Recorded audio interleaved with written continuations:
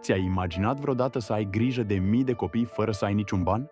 Să hrănești orfani fără să știi de unde va veni următoarea masă? Astăzi îți spun o poveste incredibilă, aproape imposibilă, despre un om care nu a avut nici averi, nici sprijin financiar, dar a reușit să salveze viețile a peste 10.000 de copii doar prin puterea credinței. Aceasta este povestea lui George Mueller, omul care s-a bazat doar pe rugăciune și a schimbat soarta a mii de suflete. Pregătește-te pentru o poveste care îți va schimba modul în care privești credința, sacrificiul și adevărata puterea compasiunii.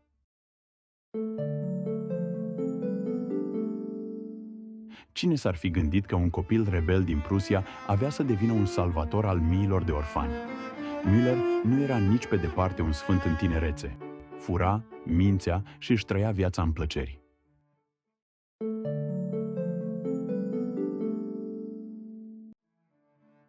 Într-o zi a ajuns din greșeală la o întâlnire de rugăciune. Ce s-a întâmplat acolo l-a făcut să-și regândească întreaga existență. A înțeles că viața nu este despre bogății și distracții, ci despre a face bine celor din jur.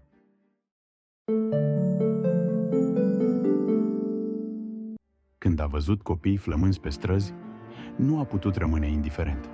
Dar cum să îi ajute, fără bani, fără sprijin? A decis să înceapă un experiment al credinței. Fără să ceară niciun ban de la oameni, a început să se roage. Într-o dimineață, orfelinatul său nu mai avea nimic de mâncare.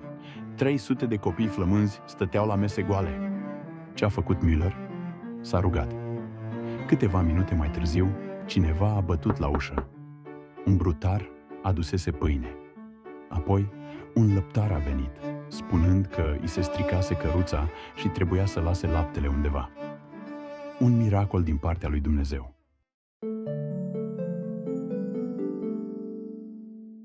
George Mueller nu doar că a construit 5 orfelinate și a îngrijit peste 10.000 de copii, dar a făcut asta fără să ceară niciodată bani. Tot ce avea era o credință de neclintit.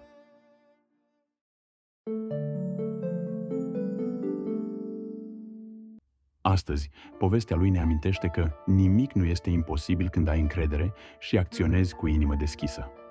George Mueller a fost un om care nu s-a bazat pe puterea omenească, ci pe Dumnezeu, iar viața lui a demonstrat că miracolele nu sunt doar povești din trecut, ci realități pentru cei care cred cu adevărat. Așadar, ce putem învăța de la George Mueller? Poate că e timpul să ne întrebăm în cine ne punem încrederea și cât de departe suntem dispuși să mergem pentru ceea ce credem cu adevărat.